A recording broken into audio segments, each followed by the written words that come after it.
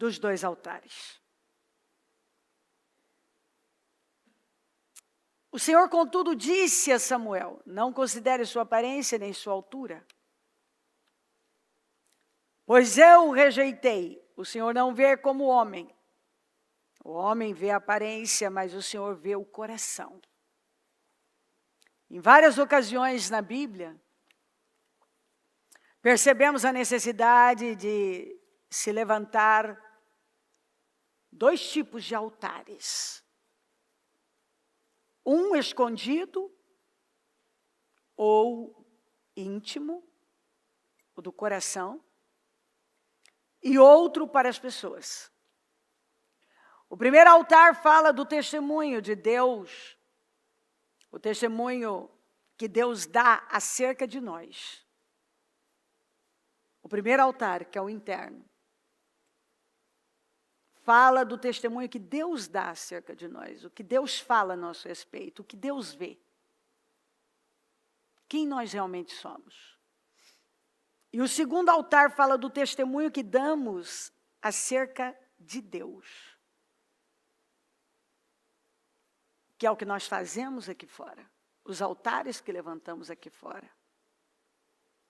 Dá um testemunho acerca de Deus.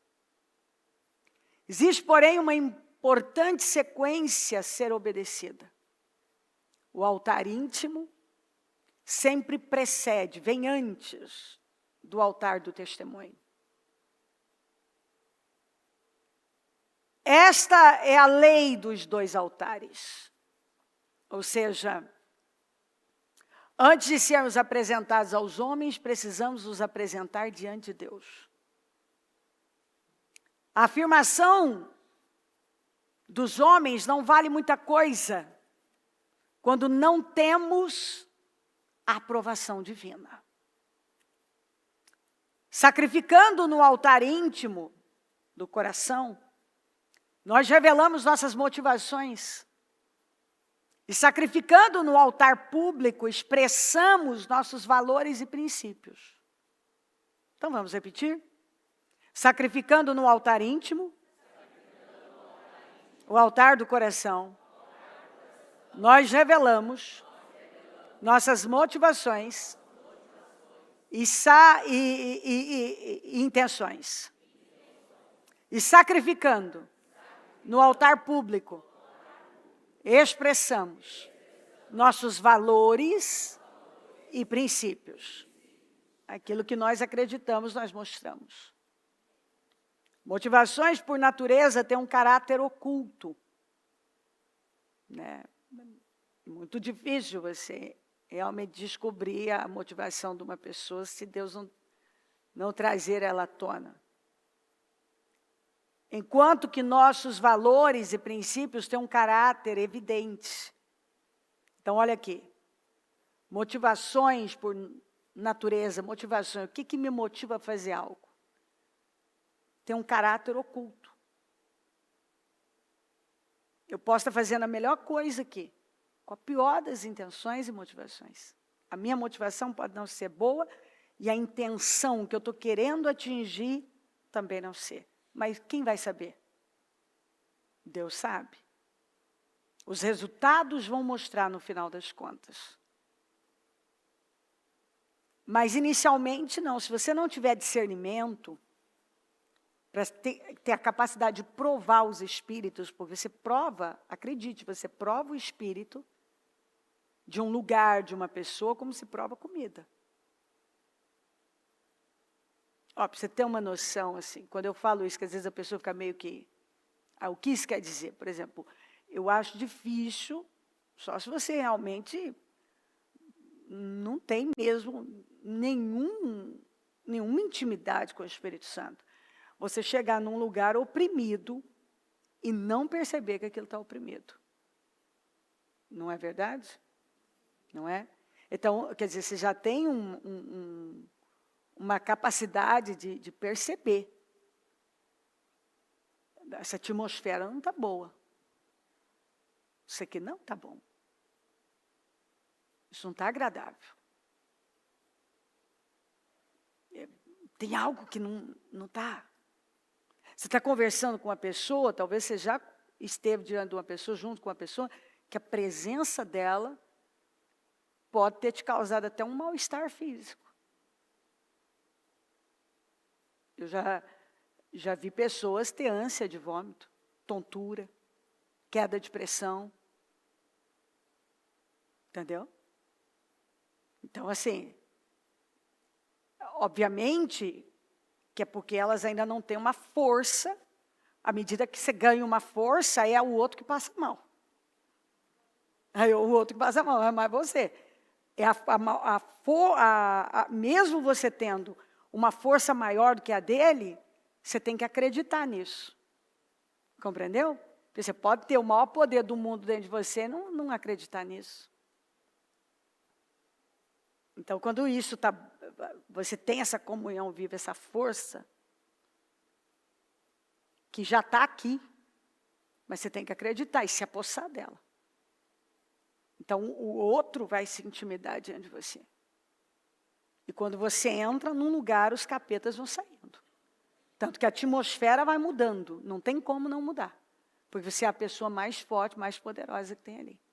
Porque o maior poder do mundo, o dunamis de Deus, habita em você. Então, motivações por natureza têm um caráter oculto. Enquanto que nossos valores e princípios têm um caráter evidente. É possível as pessoas verem. Não dá para elas verem minhas motivações, mas dá para elas verem o que eu acredito através das minhas ações e do que eu falo. Então, fica evidente, né? Porque é comportamental. Assim como muitas vezes é fácil perceber os valores e princípios de uma ação, pode ser extremamente difícil descobrir a motivação. Davi teve uma motivação correta ao trazer de volta a arca para Jerusalém. Lembra dessa passagem? Quando ele foi buscar a arca, ele teve a motivação correta, porém agiu com o princípio errado, colocando nos lombos dos bois, num carroção, e não nos ombros dos sacerdotes que a lei mandava.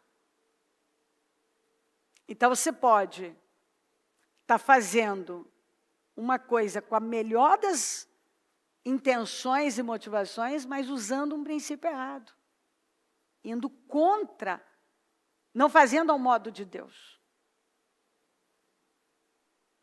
E nós podemos ver também aqueles que fizeram algo aparentemente, como nós vamos ver agora mesmo, por exemplo, o Saul.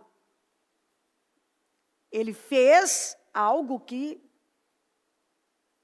levantar aquele altar em adoração ao Senhor. Estava tudo certo, e a forma como foi feita também. Mas a intenção não. Então, ali ele foi rejeitado, não perdeu, já tinha perdido tudo e aquilo não afetou em nada. Quer dizer, afetou sim. Aquilo pesou contra ele. Ainda mais quando você mexe com as coisas espirituais, com as intenções erradas, é um problema. Não basta fazer algo certo. A motivação precisa estar certa. Não basta ter uma boa motivação e intenção e o princípio errado. As motivações determinam o caráter. E o caráter determina o destino. Então, a minha motivação determina o meu caráter. Que tipo de gente eu sou? E o meu caráter, o tipo de gente que eu sou, vai determinar o meu destino.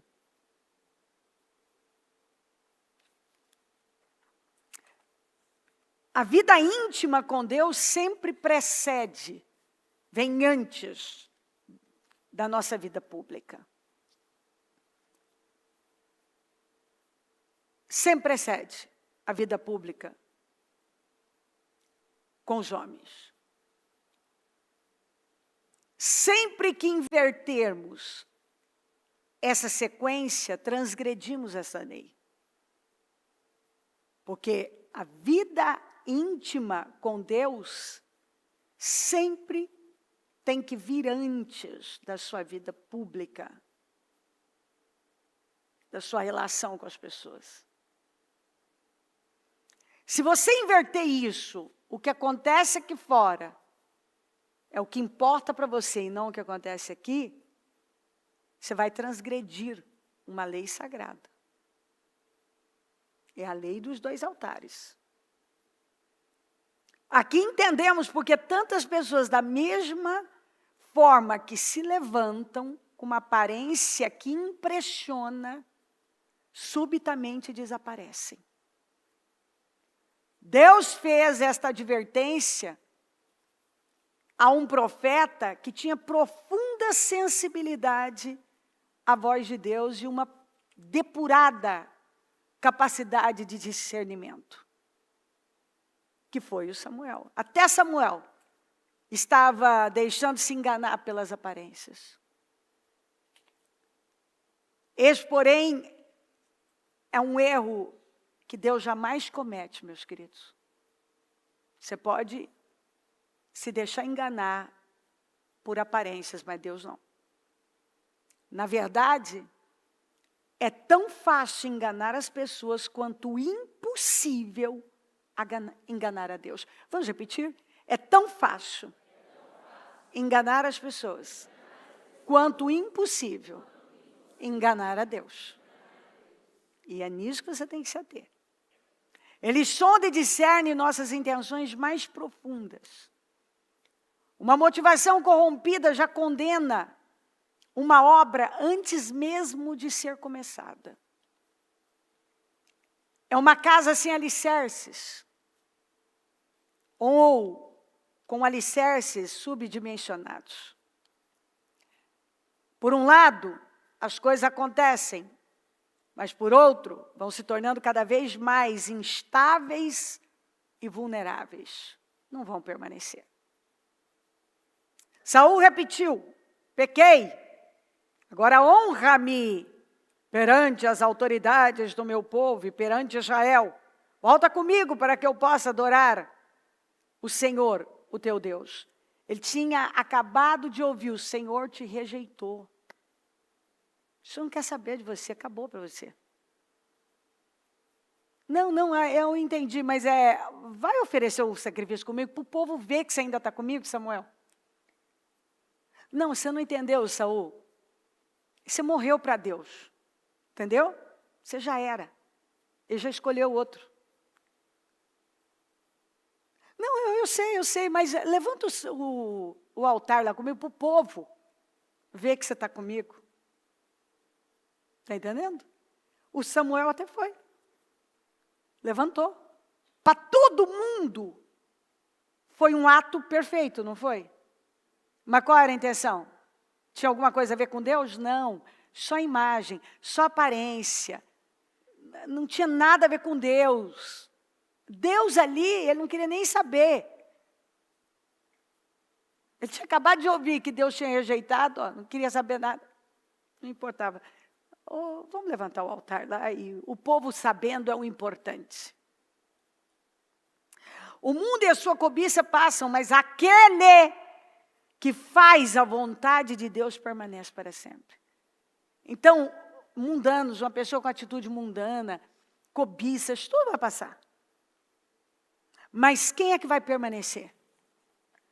Aquele que faz a vontade do Senhor. Levante os 2 altares. E o mais importante é o interno, do coração. Deus fala com alguém, levante os 2 altares. Por isso que eu vi o Espírito Santo discorrer o assunto. Gastamos um tempo maior aqui, porque isso ajuda todo mundo. Ainda que alguém diga assim, não é para mim a palavra, ela acaba sendo, ela é para mim, ela é para você, porque ela está firmando um negócio que a gente precisa ter total consciência, nunca podemos nos esquecer. A lei dos 2 altares, o interno vem primeiro. Então o Senhor diz, levante os 2 altares. E o mais importante é o interno, do coração. Caso contrário, você condenará o que mal começou. Alinhe os 2 altares. Alinhe intenções, motivações e princípios. Hoje, o Senhor fala com você. Você tem levantado altares aqui fora, mas não dentro. Você já está condenando ao fracasso que poderia funcionar. Mas só vai funcionar pela bênção de Deus. Levante o primeiro e mais importante altar, que é o do coração. Caso contrário, você fracassará como Saul fracassou. Ele só deu importância ao altar diante dos homens e não diante de Deus. Levantou um altar para os outros verem e não para Deus.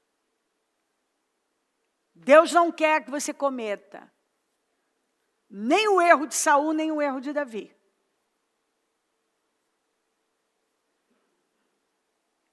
Davi tinha a motivação certa, mas o princípio errado.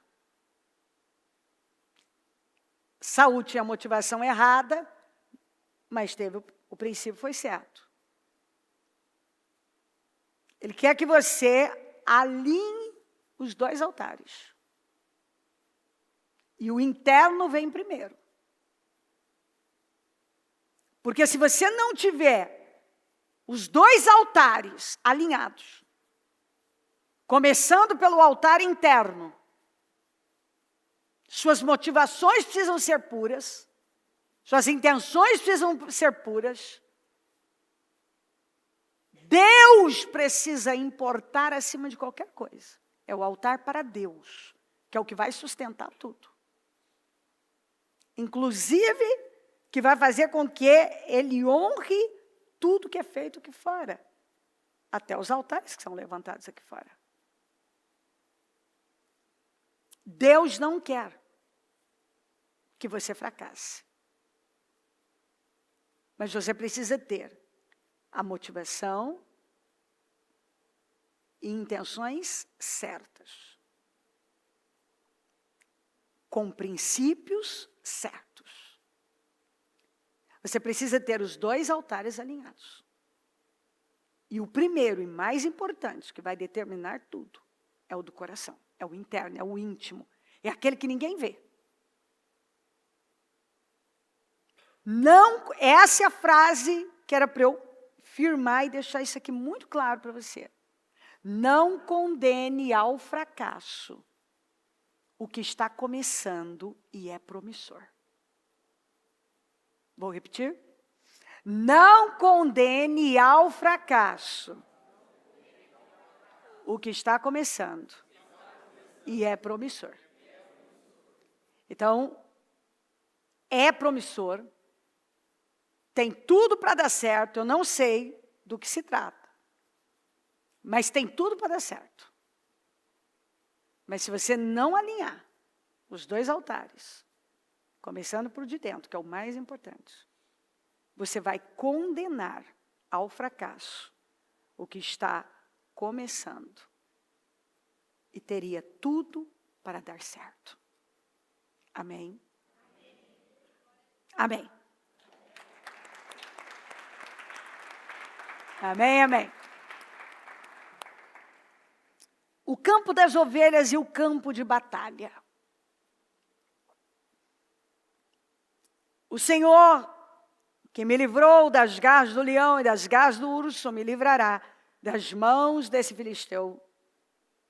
Diante disso, Saul disse a Davi, vá e que o Senhor esteja com você.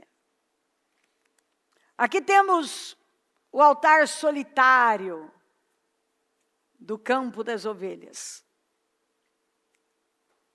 precedendo o testemunho no campo de batalha, que é muito do que eu acabei de falar. Lá estava Davi, o sujeito que ninguém conhecia, mas adorando a Deus.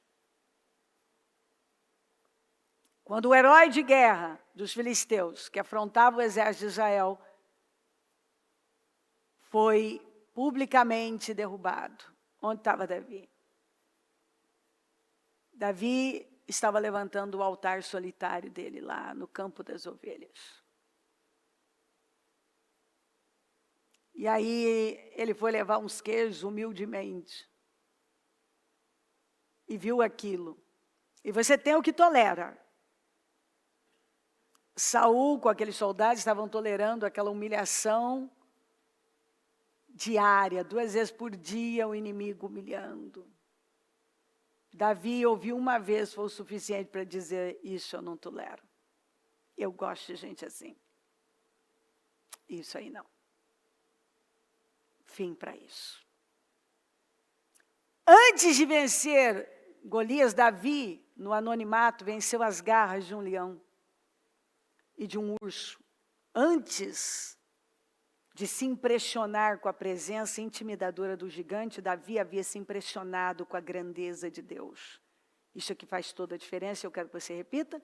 Antes de se impressionar com a presença intimidadora do gigante, Davi havia se impressionado com a grandeza de Deus. Na verdade, quem venceu Golias não foi Davi, mas o relacionamento que ele tinha com Deus. Vamos repetir? Quem venceu Golias não foi Davi, mas o relacionamento que ele tinha com Deus. Antes de tomar a espada de Golias, Davi recebeu a harpa de Deus. Recebemos a harpa de Deus no altar oculto. E a espada do gigante recebemos no altar do testemunho. Ele tocava a harpa sozinho lá naquele campo. No campo das ovelhas.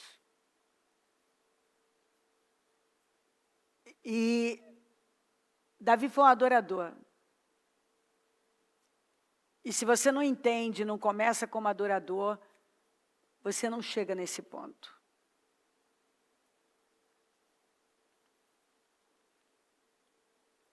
Recebemos a harpa de Deus no altar oculto e a espada do gigante. Recebemos no altar do testemunho da glória. Quando Deus nos recompensa publicamente. Esta é a unção de Davi. A harpa de Deus numa mão e a espada do gigante na outra. Ele tinha unção para tocar a harpa, mas também para segurar essa espada. Ele era um adorador, mas também virou um combatente daqueles quando viu o que aquele problema, aquele inimigo estava fazendo, ele não tolerou. E quem tem uma harpa, recebeu essa unção. Quem adora no campo das ovelhas, tem segurança o bastante. A Bíblia não fala que Saul, algum daqueles soldados, eram adoradores. A Bíblia não fala. Mas fala que Davi era um adorador. E aí você entende por que tanta intimidação. E você entende também quanta coragem num menino de 17 anos.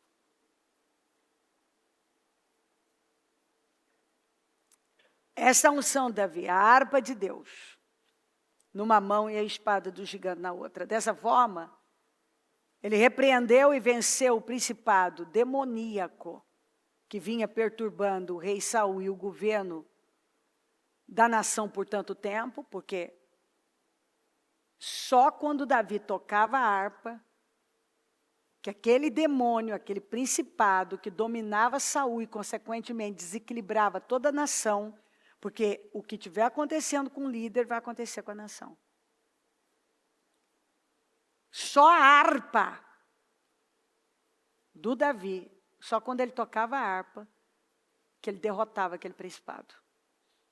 Então, Davi já tinha experiência em derrotar demônios, em derrotar urso, derrotar leão. Você vê que quando você vê alguém muito destemido, porque anda com Deus, você pode ter certeza que você encontrou alguém que tem experiências que ninguém nunca viu. Até então, o desconhecido Davi estava se impressionando com a grandeza de Deus. Por isso que enquanto estava todo mundo impressionado com o tamanho do Golias, ele não se impressionou. Ele só liberou uma palavra. Quem é esse incircunciso para falar desse jeito sobre o Deus de Israel?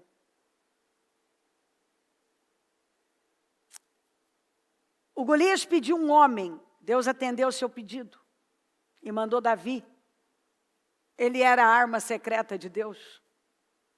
Davi foi a arma secreta de Deus. Deus tem armas secretas.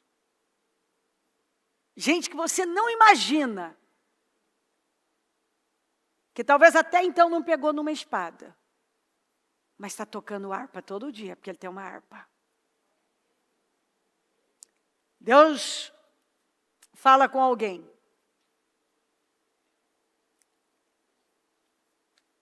Ele vem trabalhando você no oculto. Ele quer que se impressione com ele. Ele te deu uma harpa e com ela a unção do Senhor tem desapossado principados. Mas você terá a espada do inimigo. Você está sendo trabalhado para não se impressionar com gigantes aqui fora. Como Saul e os soldados se impressionaram. Você ainda está no campo das ovelhas. Mas Deus levará você para o campo de batalha. O campo das batalhas, na verdade. Onde sua vida tomará rumos diferentes. E grandiosos. Confia. Use bem a harpa de Deus. Porque chegará o tempo que usará mais a espada.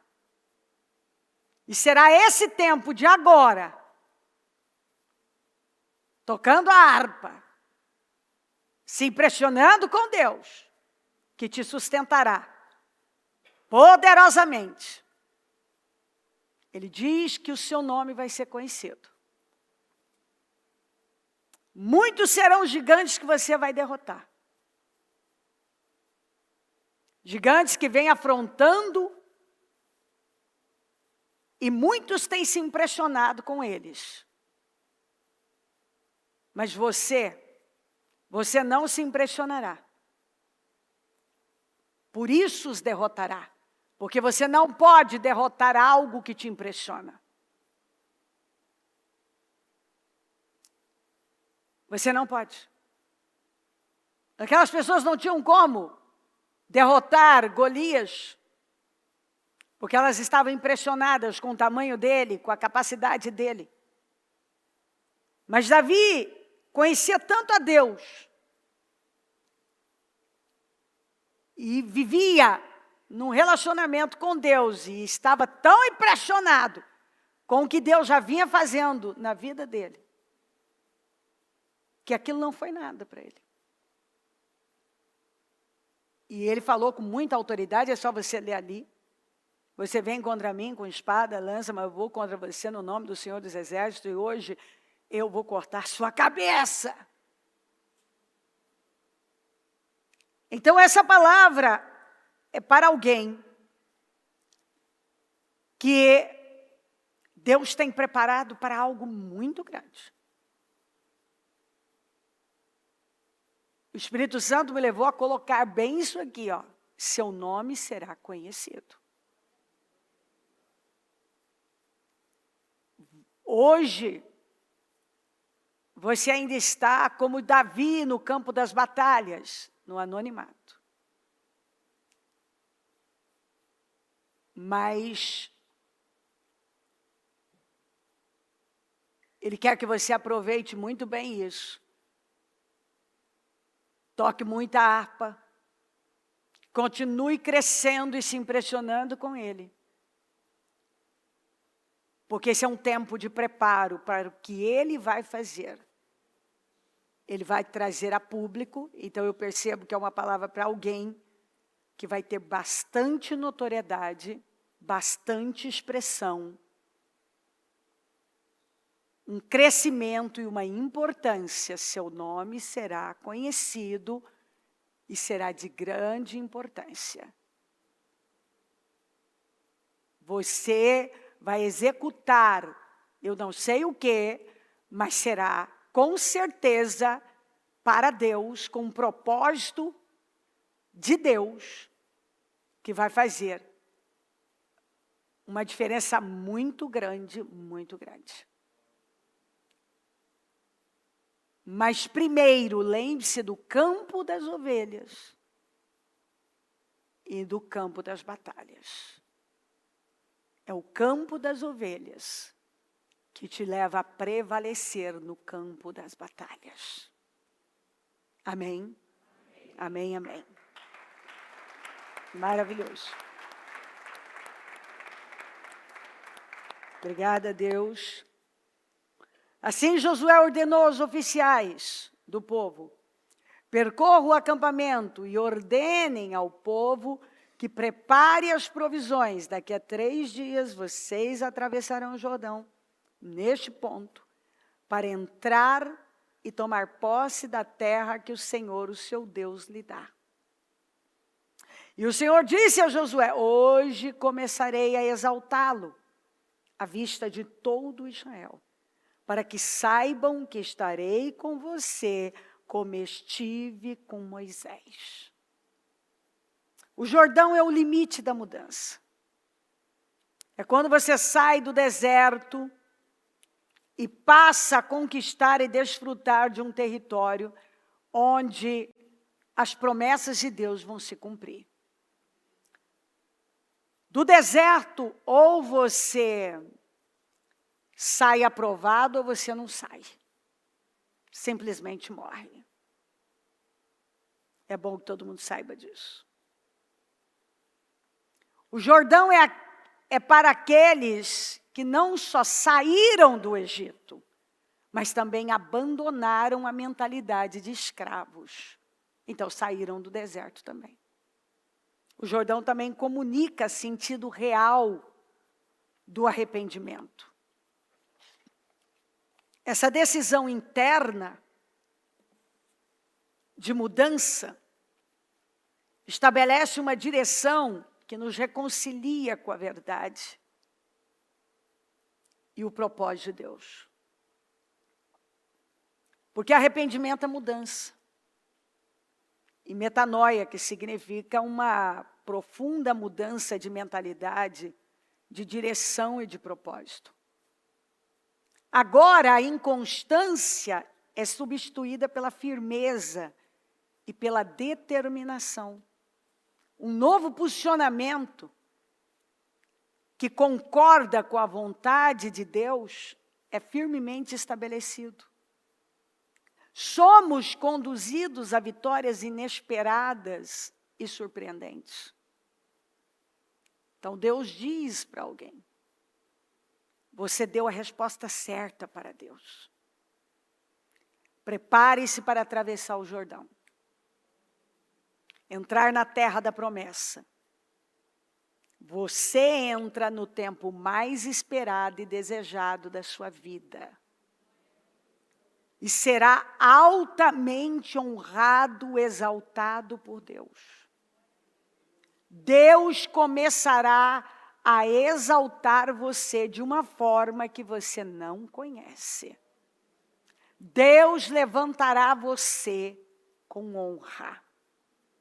Porque você não só saiu do Egito, você saiu do deserto, você saiu da mentalidade escrava, você tem dado a resposta certa. E o Senhor quer que você saiba, prepare-se. Você vai atravessar, você vai para o outro lado.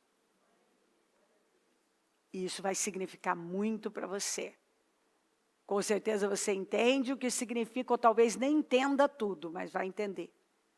É um outro tempo, é como se Deus, que o Jordão significa uma risca profunda no chão. Você sai de um tempo e vai para o outro completamente diferente. Você está saindo de um tempo e entrando num outro completamente diferente. Você vai perceber o tamanho da diferença dia após dia. Porque é muito diferente. Você deu a resposta certa. Prepare-se. Deus começará a exaltar você de uma forma que você não conhece. Deus levantará você com honra. Prepare-se para atravessar o Jordão e entrar na terra da promessa. Para viver promessas, todas que você tem esperado, para a glória de Deus.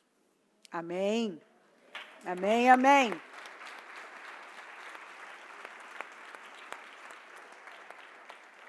Certo dia, Jonatas, filho de Saul, disse a seu jovem escudeiro: vamos ao destacamento filisteu, do outro lado. Ele, porém, não contou isso a seu pai. Saul estava sentado debaixo de uma romanceira, na fronteira de Gibeá e Migron. Com ele estavam 600 soldados, entre os quais Aías, que levava o colete sacerdotal, que era filho de Aitube, irmão de Cabote, filho de Finéias e neto de Eli. O sacerdote do Senhor em Siló. Ninguém sabia que Jonatas havia saído. Em cada lado do desfiladeiro que Jonatas pretendia atravessar, para chegar ao destacamento filisteu, havia um penhasco íngreme. Um se chamava Bozés e outro Sené. Havia um penhasco ao norte, na direção de Miquimás, e outro ao sul, na direção de Geba.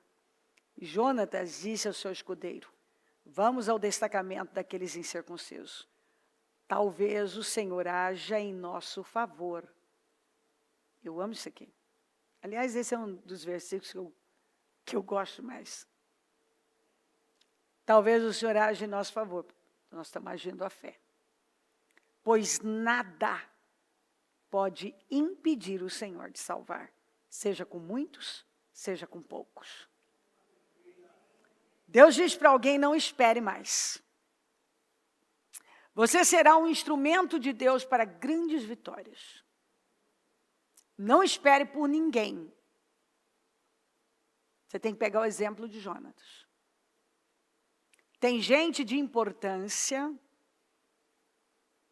vou repetir, tem gente de importância, até sacerdote, que não estão fazendo nada. Estão parados, acomodados debaixo de alguma romanceira. Então vamos saber o que significa romanceira? A romanceira sempre significou fertilidade, abundância. E algumas pessoas não podem ver uma romanceira que param debaixo dela. Enquanto isso, o inimigo está tomando conta, porque se você parar debaixo da romanceira, você pode ter certeza que o inimigo vai tomar conta. O inimigo está chegando cada vez mais perto e ganhando cada vez mais território. E a pessoa debaixo da romanceira.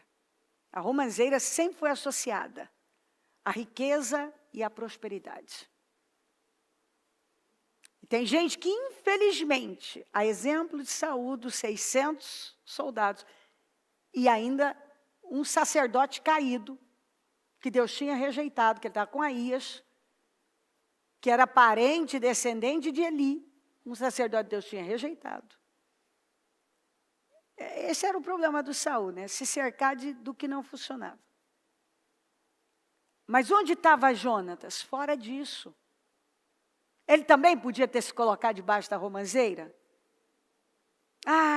Também, é um período de tanta abundância, prosperidade, fertilidade. Vamos ficar quietinho aqui. O inimigo, com seu destacamento, entrando, conquistando territórios, um pouco antes, não tinha um ferreiro em Israel, porque só os filisteus, eles comandavam, eles tinham um monopólio do ferro. Eles eram tecnologicamente mais avançados. Não tinha um ferreiro em Israel. Nessa ocasião, só Saul e Jonatas tinham espada. Mas eu sou o rei, eu sou o sacerdote. Né? Tá bom. E o inimigo entrando, o inimigo tomando conta. Porque tem gente que é assim. Ele não pode ver uma romanceira. Eu fico chocada. Ele encontrou a romanceira, já se coloca lá debaixo. E o inimigo, nesse momento que você está parado debaixo da romanceira, o destacamento do inimigo só está que avança. Jonatas viu aquilo, rei parado, 600 homens debaixo da romanceira, sacerdote caído debaixo da romanceira. Ninguém fazendo nada. Ninguém fazendo nada. Mas ele não aceitou, o inimigo não vai tomar conta. E ele se levantou. Se levantou com o que ele tinha, ele e o escudeiro. E disse, vamos agir. Talvez o senhor age em nosso favor, porque se Deus quiser agir, ele lá está preso, se eu tenho muitos ou tenho poucos, o que adianta ter um rei, um sacerdote, 600 homens debaixo de uma romanceira, não fazendo nada? Às vezes um com um escudeiro faz mais do que 600. E ficou evidente. E eu gosto disso. Porque eu lido com pessoas há muitos anos, eu vejo isso acontecer. Às vezes eu vejo um monte que não está fazendo nada, e um sozinho faz. Às vezes até na vida interna. Você vê que às vezes tem tantos, e um vai pegando o vício do que gosta de uma romanceira, mas tem sempre, você vê uns... E quem é que se destaca? São Jonatas. Aqueles que assim, não esperam, fazem. Eles fazem com o que eles têm, com o que está nas mãos deles. Eles não precisam de muito, eles fazem, eles creem. Eles creem nessa palavra, que Jonatas creu também. Deus pode agir com muitos ou com poucos. Não espere que os acomodados debaixo da romanceira vão se levantar para enfrentar os filisteus que já ocupam territórios e domínios. Os filisteus representam o inimigo que avança e se você não botar um limite nele, ele vai tomando conta mesmo. Deus pode dar vitórias com muitos ou com poucos. E Deus está dizendo isso para você. Faça a diferença. Levante-se e vá. Levante-se agora e vá. Os desafios não serão pequenos. Você terá alguns penhascos para escalar. Mas valerá a pena. Deus está com você. Deus está neste projeto com você. Vai te honrar. Vai despertar muitos por sua causa. Muitos serão despertados por sua causa, porque o que Jonatas fez despertou todo mundo. Vai dar vitórias muito grandes. Você será o instrumento do Senhor para uma grande obra, um grande feito. Não tema. Não tema porque você tem pouco. Não tema os penhascos, não tema o inimigo. Confie em Deus e Ele será com você. E fará a bênção dele, o favor dele, que era o que Jonatas contou. Contou com favor. Com o favor dele, você vai fazer algo realmente grande. O Senhor quer que você entenda que humanamente você é pequeno e tem pouco. Mas com Ele você não é pequeno e nem tem pouco. Você nas mãos de Deus tem tudo o que é preciso. Porque Deus só precisa que você se levante e faça o que ninguém está fazendo. E um mover de favor grandioso acontecerá, virá sobre você. Não espere por ninguém. Tem muita gente, você está vendo, debaixo da romanceira. Acomodadas, e o inimigo está tomando conta. Deus quer que você levanta. Porque Ele pode dar vitória com muitos ou com poucos. No caso aí, tem pouco, mas esse pouco nas mãos dEle, você nas mãos dEle, vai escalar o penhasco, vai derrotar o inimigo, vai trazer a vitória, vai despertar a muitos, vai fazer um grande feito. Ele está te encorajando a fazer o que Jonatas fez. Porque Ele está com você. E você não vai se frustrar, não vai se decepcionar, não vai ser envergonhado. O inimigo não vai prevalecer, você não vai cair do penhasco. Vai dar mais que certo. Pode levantar e ir. Estuda essa história. E você vai ver que sozinho você vai mover muitas coisas para a glória de Deus. Amém? Maravilhoso. Lindo, lindo, lindo, lindo. O amonita Anás avançou contra a cidade de Jabes de Gileade e a cercou. E os homens de Jabes lhe disseram: faça um tratado conosco e nos sujeitaremos a você. Contudo, Anás, o amonita, respondeu: só farei um tratado com vocês sobre a condição de que eu arranque o olho direito de cada um de vocês e assim humilhe todo Israel. As autoridades de Jabes lhe disseram: dê-nos 7 dias para que possamos enviar mensageiros a todo Israel. Se ninguém vier nos socorrer, nós nos renderemos. Bom, e aí a história segue, e chegou até o Saul, foi até é nessa passagem que nós vemos essa manifestação do Espírito Santo, do Espírito de Deus, de uma forma furiosa diante de uma situação dessa. Porque isso realmente você vê que enfureceu a Deus. Naás é a representação do inimigo que avança determinado a tomar o que é seu.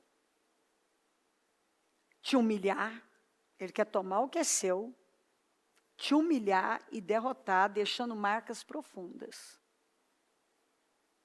Se você se acovardar, baixar a guarda e se dispuser a fazer qualquer tipo de acordo, primeiro ele não vai cumprir. E o preço que você vai pagar é muito alto. Hoje você aceita entregar o olho direito. Amanhã ele quer o esquerdo, depois ele quer uma das mãos e ele quer a sua vida.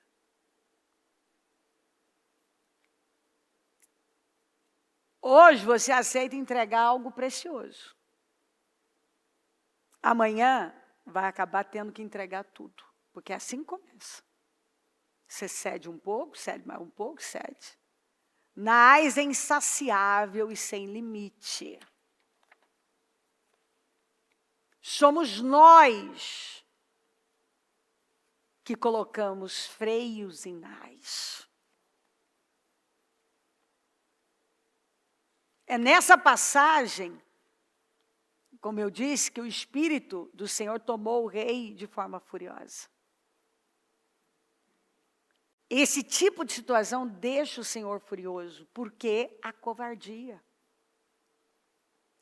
Deus nos deu o espírito de coragem e espera que confiemos nele, que jamais cedamos para ameaças ou fazer acordo com o inimigo. Então Deus fala aqui com alguém que está vivendo uma situação e você agora chegou o momento de você elevar a sua fé. Porque você tem essa tendência de se acovardar e começar a entregar. Você não briga pelo que é seu. Você espera que alguém faça. Você logo se acovarda e você aceita os acordos. E normalmente são acordos que você sempre sai perdendo. E o Senhor está dizendo que chegou o momento de você botar um ponto final nisso. Porque aí você fica amargurado, ou amargurada, não sei. Porque você, na covardia, cede porque você não devia ceder. Não diz o não que deveria ter dito. Não coloca o limite que deveria ter colocado. Não segura o que é seu.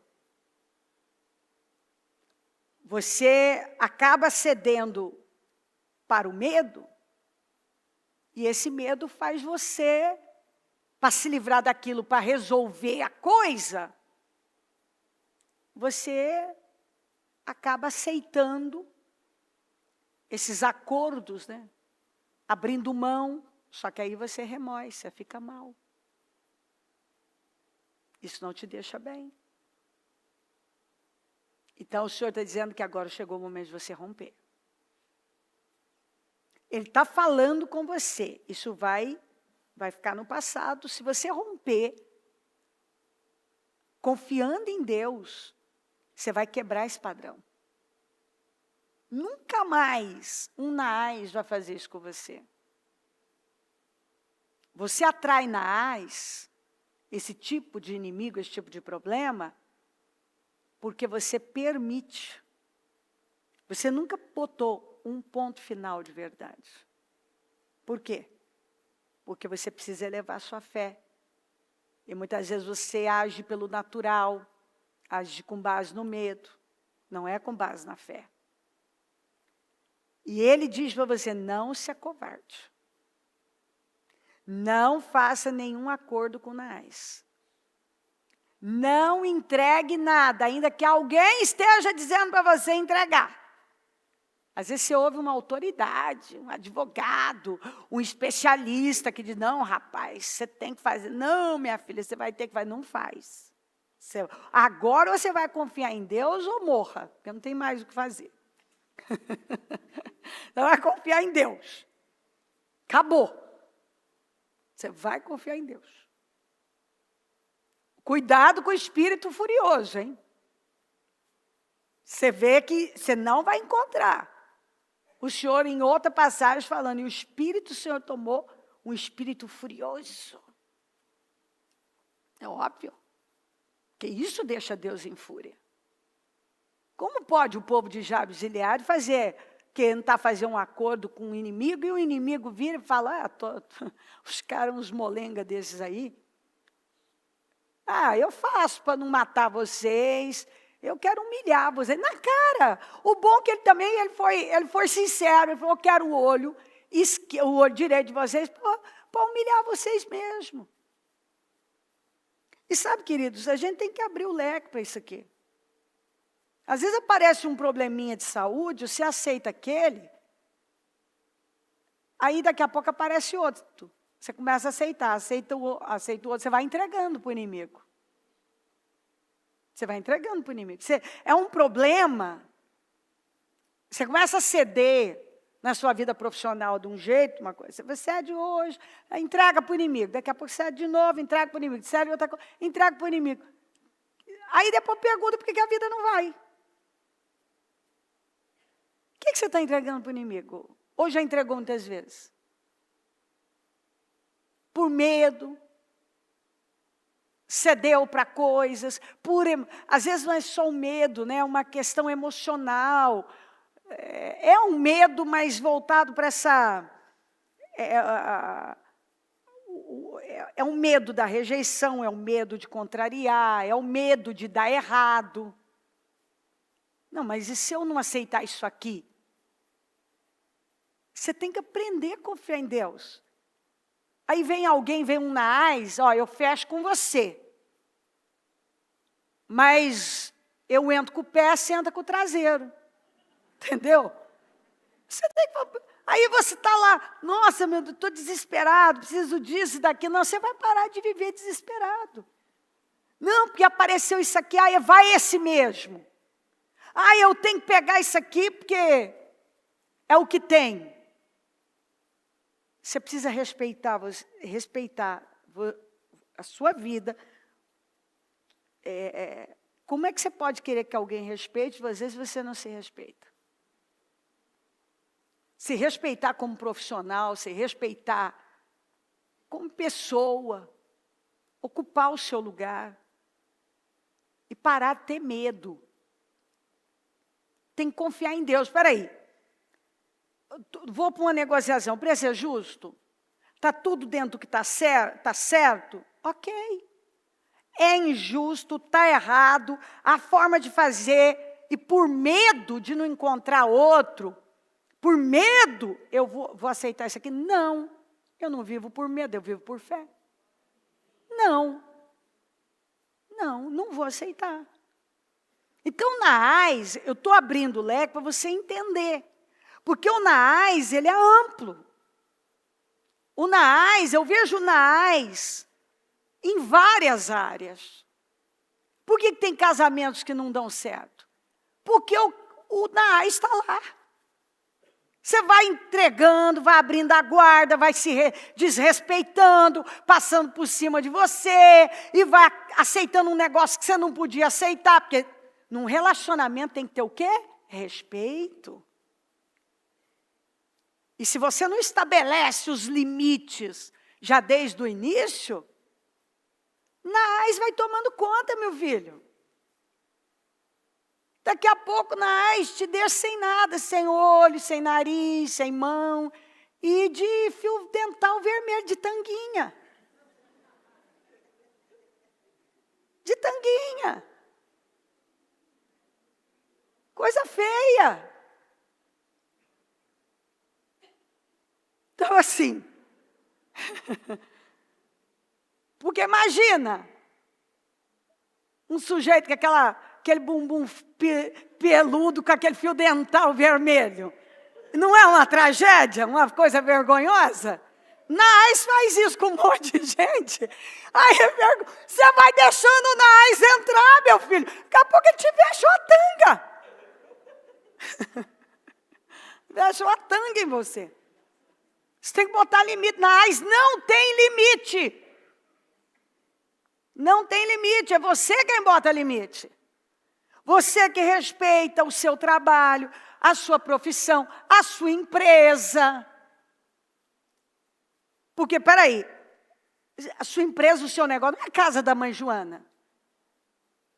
Onde o sujeito chega lá e faz o que ele quer. Não, peraí, tem regras, não tem? Não tem um regulamento interno? Tem que ter. Cadê o culto da visão? Você não pode mudar. Não, porque, sabe, eu vou dar uma ajuda. Porque para esse aqui, você tem que ter um padrão, senão ninguém vai te respeitar. Nem você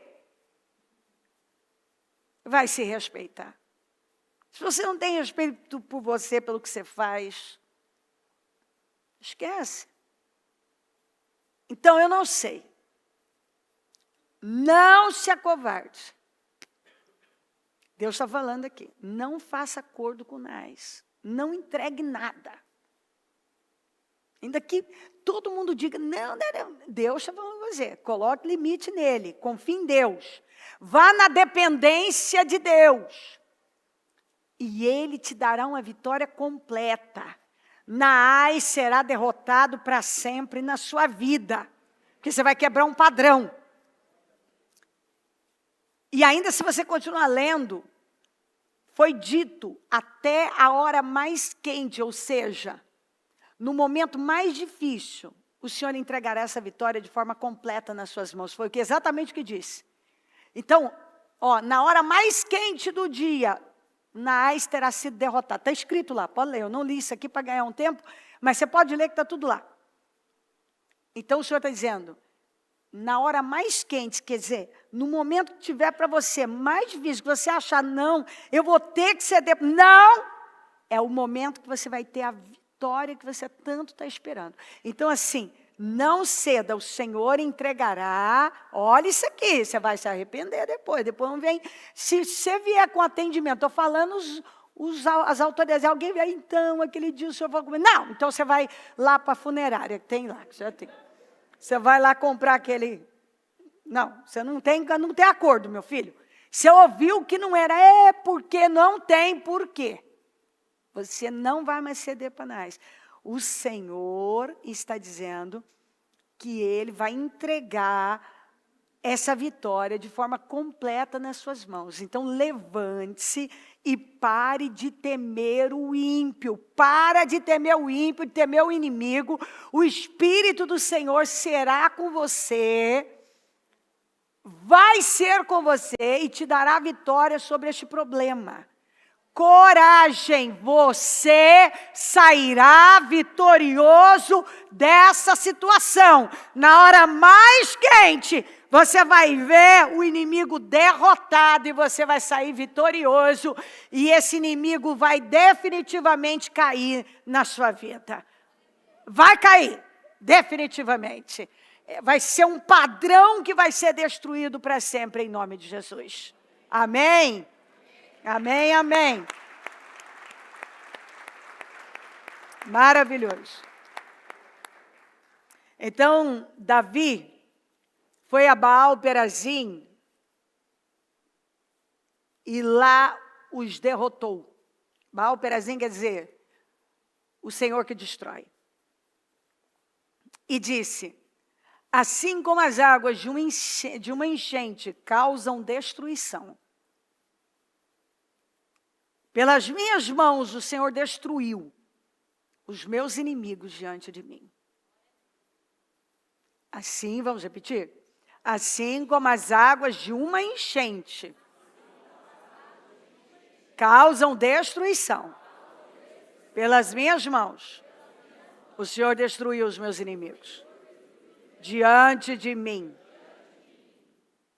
Então aquele lugar passou a ser chamado Baal-Perazim.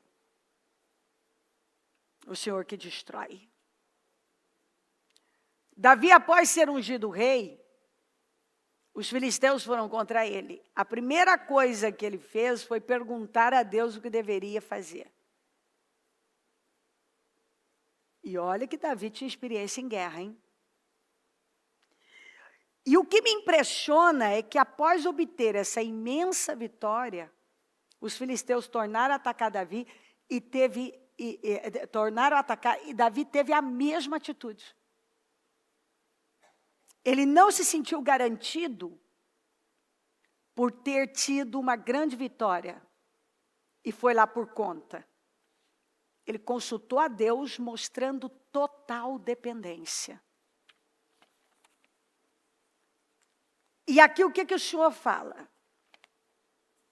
O Senhor espera a mesma atitude de nós. Em todas as situações. Consultando.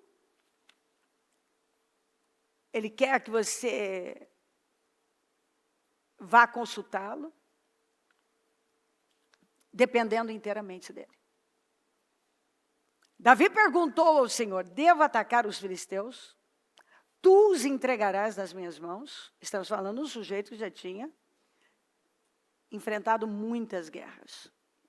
Golias, muitas guerras. O Senhor lhe respondeu, vá, eu os entregarei nas suas mãos. Aí eu pulo para o 22. Mais uma vez os filisteus marcharam e se espalharam pelo vale de Refaim. Então Davi, o vale de Refaim é o vale dos gigantes. Então Davi consultou o Senhor de novo, que lhe respondeu, não ataque pela frente, mas dê a volta por trás dele e ataque-os por trás deles e ataque-os em frente às amoreiras. Assim que você ouvir um som de passos por cima das amoreiras, saia rapidamente, pois será esse sinal de que o Senhor saiu à sua frente para ferir o exército filisteu. Davi fez como o Senhor lhe tinha ordenado e derrotou os filisteus por todo o caminho desde Gibeon até Gezer. Observe que na segunda vez, o Senhor deu a Davi permissão. Deu a primeira, falando, vai. E na segunda, deu permissão a ele, deu a Davi permissão, dando a ele uma estratégia. E Davi obedeceu nos detalhes e derrotou o inimigo. A primeira coisa aqui é a dependência de Deus. Que é uma coisa que o Senhor quer falar. Essa palavra é para alguém, ou pode, obviamente, estender para mais pessoas, e que serve para todos nós. Não importa quantas vitórias, quanta experiência você tenha numa área. Continue dependente de Deus inteiramente. Continue buscando a direção de Deus para dar cada passo, para cada enfrentamento, continue buscando. Não importa. Primeira coisa que ele quer que você entenda. Não importa quanta experiência e quantas vezes você tenha enfrentado os desafios muito parecidos, ou até mesmo o mesmo inimigo aqui. Faça a mesma coisa. Vá buscar a direção de Deus. Nunca vá com base eu já sei como fazer. Eu já tenho experiência. Isso já está no papo. Já ganhei. Você precisa da dependência de Deus. Isso é depender de Deus. As pessoas bem-sucedidas são aquelas que colocam Deus em tudo sempre. Não faça nada sem ser dirigido por Ele. Siga suas direções, sem deixar passar nada. Deus diz que você recebeu uma unção, uma promoção, você recebeu algo.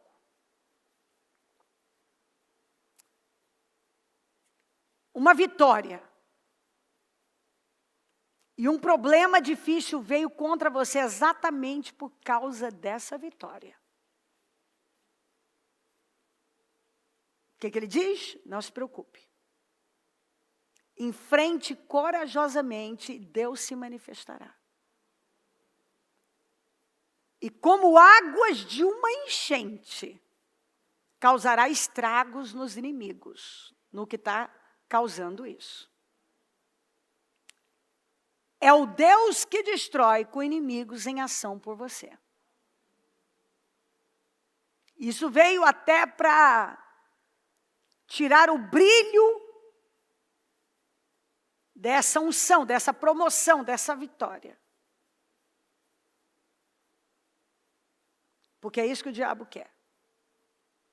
De repente algo acontece tão bom e vem tanta coisa para tentar mostrar o contrário.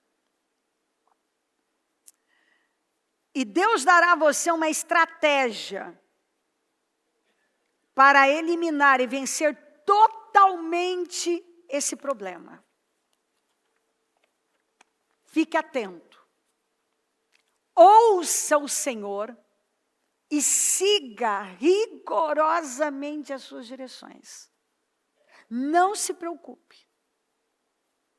O Deus que destrói com as forças do mal está com você e destruirá todas as obras demoníacas. Porque sabe por que os filisteus foram até Davi? Porque eles ficaram sabendo que Davi tinha sido ungido rei e eles ficaram com tanta raiva que eles foram lá para prender, capturar Davi. E o inimigo não tem jeito, né? O Davi, que já tinha derrotado o maior, a arma mortal, letal deles lá. Que era o Golias. Mas é exatamente, você vê que o Senhor te dá uma visão, te dá uma ideia, te dá um projeto, de repente vem algo. Te dá uma promoção, uma perspectiva de algo. Você entra num novo tempo e de repente vem algo para tentar. Olha só, eles foram até Davi, pode ler, está escrito exatamente assim. Porque Davi tinha sido ungido rei e eles foram contra Davi. Então é interessante isso, né? Você precisa estar sempre atento, porque às vezes você tem uma vitória tão grande, de repente vem uma situação, e agora? O que acontece? O que eu já vi acontecer com gente? Gente até desistir, gente desanimar, gente se frustrar, gente se abater, gente temer. Imagina se Davi, nesse momento, tivesse se abatido, puxa, ai meu Deus, e tal. Aquele momento de glória, de repente já vem uma guerra. Nada, tudo. É incrível o que a gente aprende com as Escrituras, né? Um grande momento na vida dele, de repente vem uma guerra. Um grande momento, vem algo, vem filisteus. Aí ele vence os filisteus, vem os filisteus de novo. E às vezes é isso, o mesmo problema. Que você já derrotou, ele aparece de novo. Mas agora você destrói com ele para valer. Então o Senhor diz isso, não se preocupe. O Deus que destrói com as forças do mal está com você e destruirá todas essas obras demoníacas. E esse problema será totalmente eliminado da sua vida. Na verdade, ele veio contra você para que Deus pudesse dar um fim nisso de vez. Porque Deus vai dar um fim nisso de vez. Não tema. Viva a sua promoção, sua vitória, seu momento. Desfrute sem medo de suas vitórias. Porque o Deus Todo-Poderoso, Deus que destrói, com qualquer força demoníaca, está garantindo aqui, porque Deus tem muito mais para te entregar. Ele será com você. E em tudo, em muito mais que você imagina, porque isso vai te promover ainda mais. Isso veio para te promover, para te levar a crescer mais. E levará embora esses problemas. Como as águas de uma enchente levam tudo. Eu quero que você visualize as águas de uma enchente que levam tudo. Você vai ver esses problemas que apareceram sendo levados da sua vida como águas de enchentes levam tudo. Você vai ver simplesmente assim, ó, vai ser levado, vai sair da sua vida. Além desses livramentos, Deus quer que você saiba, mais vitórias estão a caminho para você, para a sua vida. Então esse é um tempo novo, você deu passos novos de fé, que tem atraído resultados inéditos para a sua vida. E agora você, nesse novo tempo, esse projeto veio algo para tentar atrapalhar. Vai ser levado como águas de enchente. Levam e destroem com tudo e levam embora. E você vai ver mais chegando, mais situações inéditas, na sua vida financeira, na sua vida pessoal, Deus vai realizar um sonho que você tem, algo que você não desistiu, que você deseja. Deus vai realizar algo pessoal. O seu negócio vai crescer com acordos e projetos inéditos. Deus vai trazer para você pessoas certas e não se assuste, porque é preciso tirar as que estão pesando. Até parece que elas funcionam, podem até funcionar, mas o coração não está alinhado com esse propósito que Deus tem para com você na sua vida espiritual, profissional. Como águas de enchente, Deus vai levar